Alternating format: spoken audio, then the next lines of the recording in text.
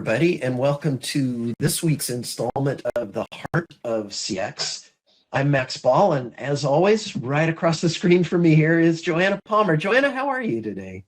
I'm doing well. How are you, Max? I'm doing great. Good. Another week, another podcast. And so, as we are thinking about topics for this week's podcast, we really want to talk about the maturation of and transformation of the call center, which transformed into a contact center, which now is a customer experience center. But I hear you've got a story from way back in the day. We're going way back, Max. Way back. This is mid-60s. That is way back. That is way back. When I was a small child, and it's far enough back now that admitting I was a small child then means I'm pretty freaking old. But besides that, when I was a small child, my dad managed the information operators. And every now and then I'd get to go to work and, go to his work. And a couple of times I got to actually sit next to the operator, and they had an old, the operators had the headsets, but you could patch in an old school handset and listen into the call. So I was allowed to do that.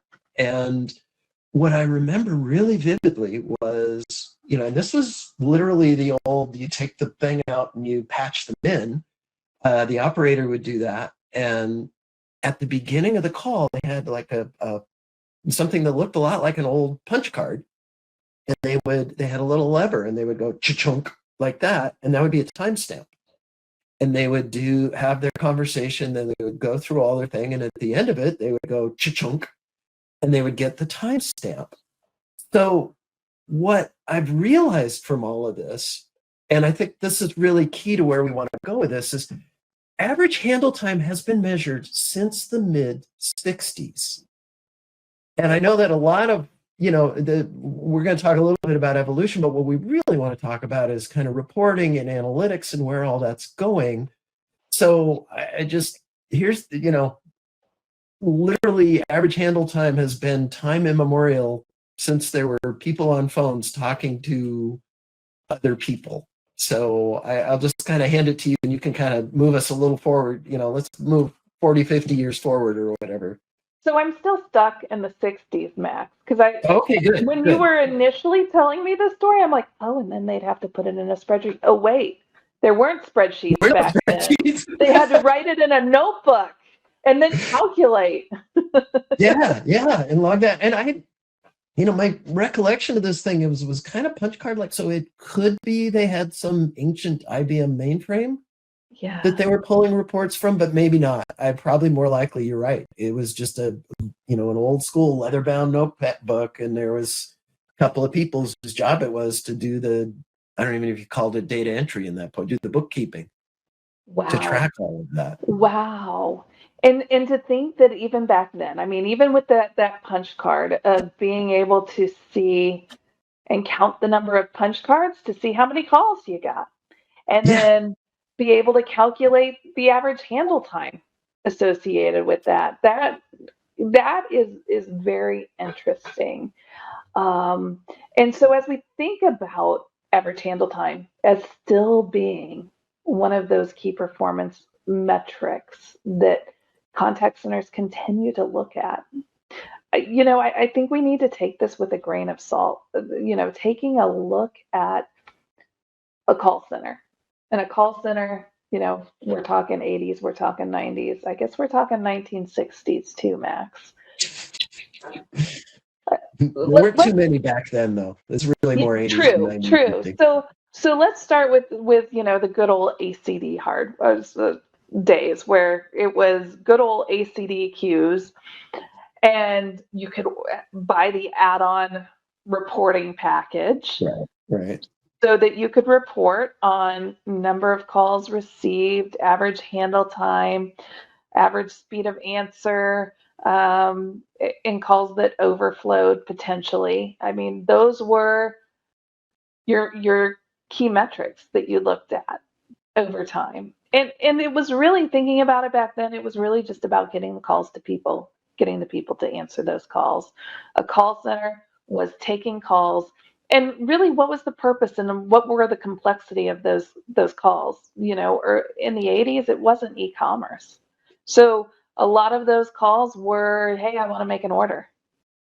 Those were the Right. days, right? Those Right. were the easy ones. Or yeah, and sometimes it was even, where's the nearest bank branch, Yes, or something super simplistic like that. Um, yes, and yeah, and so in those days, I think average handle time was brilliant. Some of these things I think were complex, uh, but a lot of it was very simple, very transactional. There was no web to just go do all this stuff on. So at that point, it makes a lot of sense to just measure the calls and how quickly are they happening and how many people do I need to hire. And so much of the mindset you see in the contact center today, I think, came out of that. yes, yes, for sure. For sure. It's people growing up in that era and just not questioning the why, not questioning the why are we doing this? Why is this the best way to do that? So let's fast forward a couple decades. So early Right. 2000s hit, and or late 1990s, I guess the internet was starting to boom. Thinking about your backyard, Max, it was really late 90s, early 2000s that Silicon Valley really started to boom. The Yeah, dot the com bubble boom. happened and then burst in 2000. So yeah, that's exactly when Yeah, it was. yeah, yeah. And so with that, I mean, those were the early days. Thinking about those first online orders. I don't even think I'm even trying to think our normal of having Amazon out there. Right. Amazon was They there were in a booksellers. garage. Yeah, Yeah, yeah. yeah. And I've got to say, gosh, 1999, I was living in Silicon Valley. I worked for a .com company, fatbrain.com. They're in Santa Clara. Um, and they sold books online. They were a quote competitor of Right. Amazon. Um, so that's really that first experience of shifting from that taking the orders, being transactional on the phone to taking the orders online. And so as we think about taking those orders online, the types of calls start changing that the contact Right. center is getting into. They become more complex. They're not only transactional at this point, they're troubleshooting. All of the e-commerce type of questions start emerging. So where were you when that sort of shift took place, Max? And what do you remember from that You know, quote era? interesting, because some of this, I, I was working for an IVR company.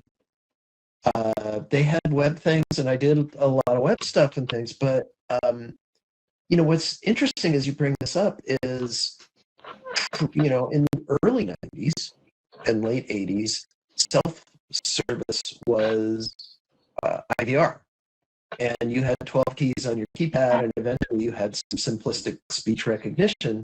But that was your user interface for self-service, and so limited with what you could do. And then, of course, the web comes along, and so much self-service is able to be done with this incredibly more elegant tool. But what happened to the mindset? It didn't change. You still, when you called, the first thing you got was an IVR, and probably the first thing it said was, "Did you know you can do this online?" But then they would fight you and try to get you to automate and do it in some, which is why we had a podcast earlier about how painful it was to be an IVR guy back in the day. Yeah. And eventually, but I think it took till really the late 2000s, almost a decade after this thing really hit, before people said, you know what, they self-served online before they called us. And I'm going Yes. to assume that, and I'm going to just be as efficient as I can, assuming that they need an agent. And, ask a couple questions. And if it is something simple we can do in IVR, we'll have that path. But I'm not going to force anyone down that path anymore. And I think that was a really important evolution. You bring up a lot of great points there, and even thinking about, the maturation of the IVR, not just trying to push people to a channel that they may not necessarily want. Did you know self-service is available online? But there was also the advent of speech enabled IVRs. I remember some of those early speech enabled IVRs were so painful. I think I remember like a 1-800 Tell Me. Do you remember? Oh, Tell Me was quite the company. Yeah, Microsoft ended up buying them. They actually had some pretty good apps. They were absolute state of the art at the time. That's for sure. Yeah, definitely. And I remember being so impressed that I could call from my really advanced flip phone to 1-800 Tell Me and get information while, I was on the move. And I just felt like that was just a huge advancement in the world. Right. And one that the world didn't really want, and for a lot of good reasons. But yeah, I mean, I guess in one sense, what they wanted to be was 1-800 Call Alexa, right? It was an app that you could interact with and talk to and get information or whatever. Makes sense to have something you can yell at in your house and do. Didn't make sense that you would actually make a phone call to talk to it. Right. Exactly. So that was just more of a little fork in the road here as we talk call centers, contact centers. But going on through the early 2000s, that first decade, 2000 to 2010, we really saw things start taking off in terms of email, web chat, really starting to mix, add channels to the contact center, but not holistically bring them together into an omni-channel approach. Right.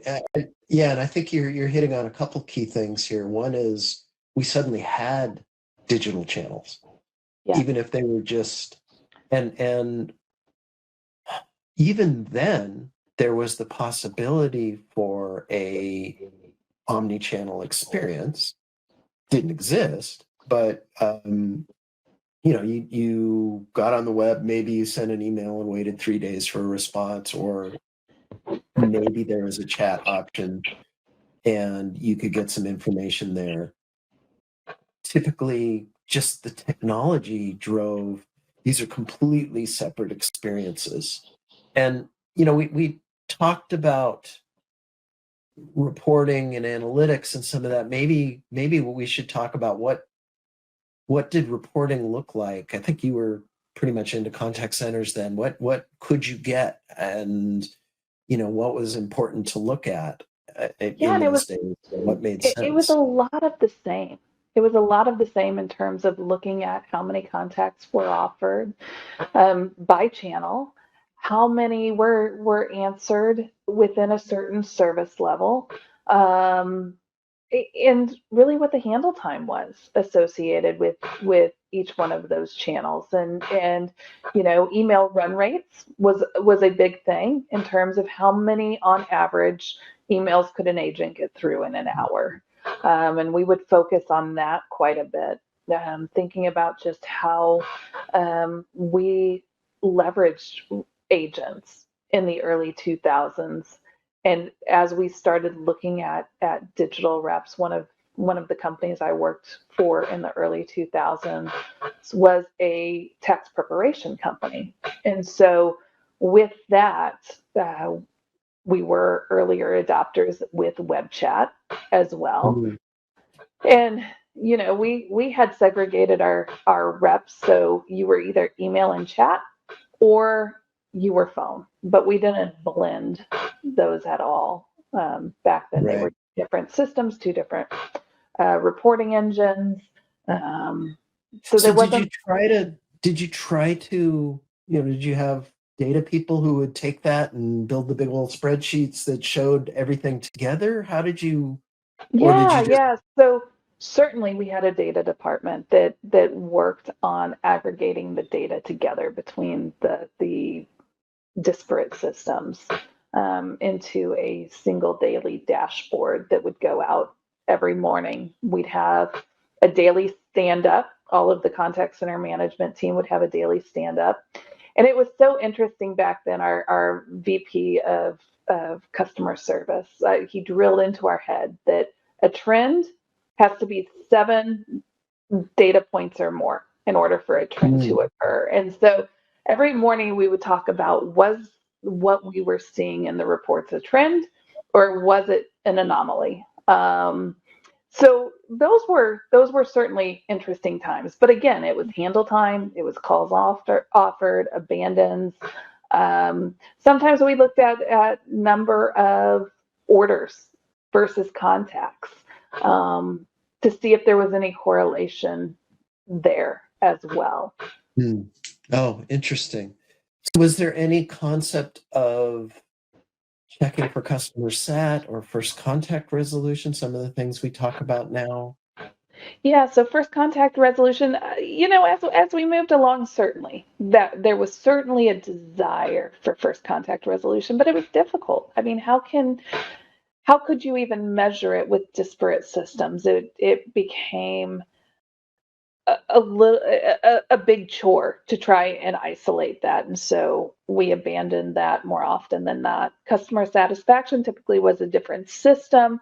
We didn't correlate it back to the agent or contact most of the time, just measuring how satisfied the customer was, and even that's a learning experience in terms of our first sorts of uh, CSAT surveys were way too long, way too complicated, Mhm. asking way too many questions about various different aspects of the call.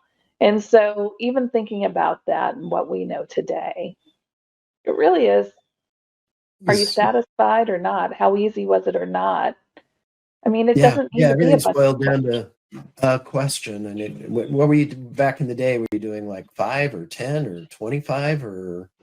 I think it was between 5 and 10. Yeah. Yeah, yeah, makes a lot of sense.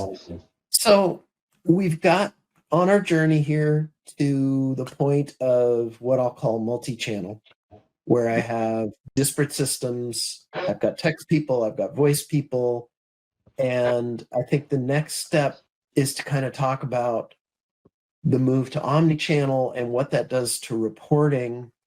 And I think that's probably a good stopping point for today. And want to do that, have that conversation next week? That sounds great. So today was the history lesson, all the way Yes. back to the 60s, Max, Yeah. Who'd have thunk we could go back that far? right? I didn't wear my bell bottoms today. Next time. Yes, yes, next time. Well, thank you, Max. It's always a pleasure, and looking forward to next week when we talk Omni. Yeah. Thanks a lot. Talk to you real quick. All Talk to you right, next sounds week. good. Thanks. Bye bye. Bye. Thanks.